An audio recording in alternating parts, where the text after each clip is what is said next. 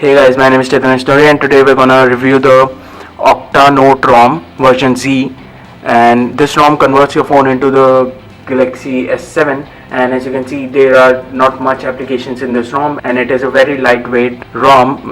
It is about 500 MBs. And first of all, let's get into settings. You have normal connection settings here. You have the sounds and notification. You have sound mode. You also have the vibration settings. You have do not disturb. You have notification on lock screen. You have the LED indicator. You have vibration settings, and you also have the display settings. You have the floating messages. Let's get into display settings. You also have the toolbox, which is you can add application in it, and contacts app, and you can turn it on, and it is not working right now. You cannot see any applications in it, so let's get out of it.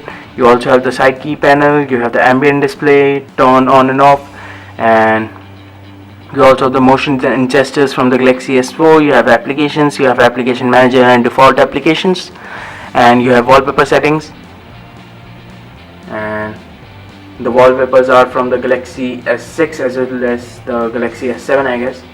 And you have the theme settings from the Samsung store, and you do need to have a Samsung account for this. And you have lock screen and security settings. You have screen lock type. You have pattern, pin and password. And let's get out of it. You have show information on lock screen. You can set the owner's information, and you have the unlocking effect, and you have quite a bit of them. You can have summer, you have spring, you have seasonal, you have skipping stone, and you also have the charging effect, which I personally don't use. And you have the device security. You have Find My Mobile. You have install applications from unknown sources, and let's turn that on. And you have privacy and settings. You have easy mode, which turns your phone into a easy layout, and you have the accessibility settings, and you also have the vision settings here. You have the negative color as well. You have the grayscale mode, which is not working right now, and let's turn that off. You have magnification gestures. You have hearing, and I always turn on the flash notifications, which comes in very handy. And you have many settings here as well. You have directional lock. It is a lock screen based on the directions you put in, and so let me give you a quick demo. Get into the lock screen now, and as you can see, if I put in the right directions, the device just unlocks. And let's turn that off. Let's go back. You have the notification reminder as well. You have direct access. You have single tap mode, and you have the account settings. You have backup and reset. You have the battery settings. You can check the battery usage, and it shows the approximately hours left.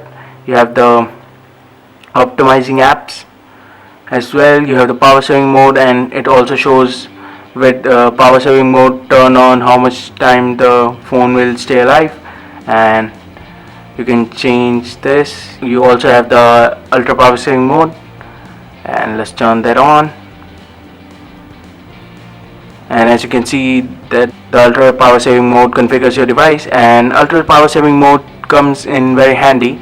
And I really like the ultra power saving mode, because in emergency situation, if you want that your device lasts a little bit longer, so you can turn on the ultra power saving mode. And let's get out of it,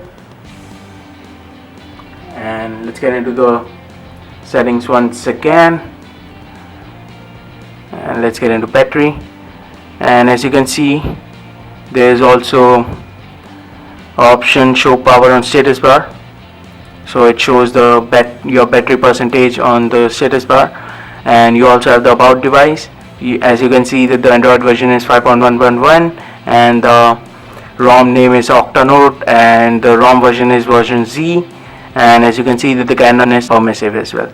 So let's get out of it, and let's get into the apps. And this is the phone app straight from the Galaxy S6. You have favorites. You have all these, and you also have the contacts app from the Galaxy S6 and the S7 as well. And you have the message app as well, and you have the camera app right here.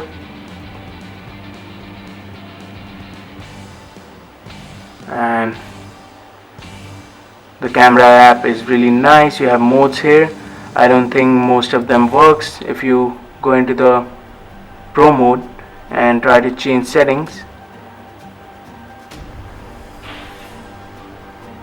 and they are basically not working. Exposure works, you have the white balance, and it also works, and but you cannot change the focus. It will just crash your camera app. And you also have the selective focus, you have panorama mode, you have virtual shot, and you can also download more modes from the Samsung store. And you also have the selfie camera. And let's get out of it.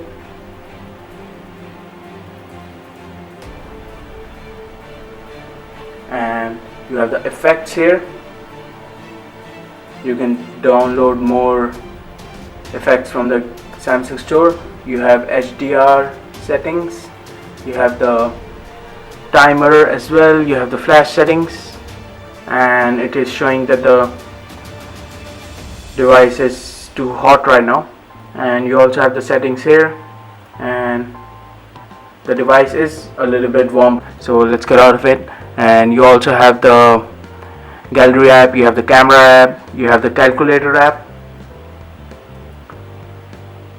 from the Galaxy S6, S7 as well. You have the clock app from the Galaxy S6 and S7 as well. You have the smart manager, and as you can see, the RAM usage was 76% and now it is down to 57%. And you also have the super user, and that's it with the apps. And let's get out of it. And as you can see, if you pinch out, you can go into the settings like wallpaper settings, you can have the widgets, you have theme settings, you have this screen grid, and I'm comfortable with 4x4, so let's get out of it. And in this ROM, the option key works as in recent apps key, and you can close it all. And you can also have the multi-window by pressing this icon in this recent apps key. And let's go back, and I think that's it with the ROM. But the ROM is really fast and nice, and it is very fluidic as well, and I can say that the device is now cooling down, and I think this is a great ROM for using every day. So I think that's it. Thanks for watching, guys.